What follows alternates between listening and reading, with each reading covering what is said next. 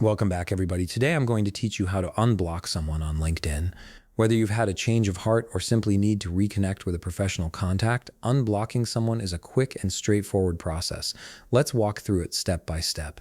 First, open your web browser and navigate to linkedin.com. Once you're on the homepage, go ahead and log into your account using your email and password. Make sure you're using the correct credentials to access your profile without any issues. After you've successfully logged in, direct your attention to the top right corner of the screen. You'll see your profile icon there. Click on it and a drop-down menu will appear with several options. From this menu, select Settings and Privacy. This section is where you can control various aspects of your LinkedIn account, including privacy settings, account preferences, and visibility options. Once you're in the Settings and Privacy area, look over to the left side of the screen. You'll notice a navigation panel with different categories. Find and click on Visibility.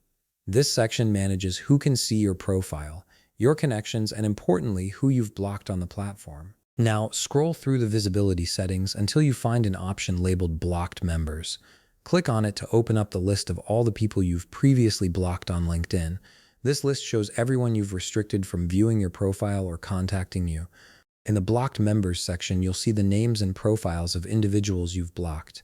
Take a moment to locate the specific person you want to unblock. Once you've found them, click the Unblock button next to their name. This action initiates the process of removing the block. For security purposes, LinkedIn will prompt you to enter your password. This step ensures that only you can make changes to your blocked list, protecting your account from unauthorized modifications. Type in your password carefully and then click Unblock Member to confirm your decision. And that's it. The person has now been successfully unblocked and will be able to view your profile and send you connection requests or messages once again. This process restores your professional relationship on the platform. If you found this video helpful, please leave a like, subscribe, and see you in the next video.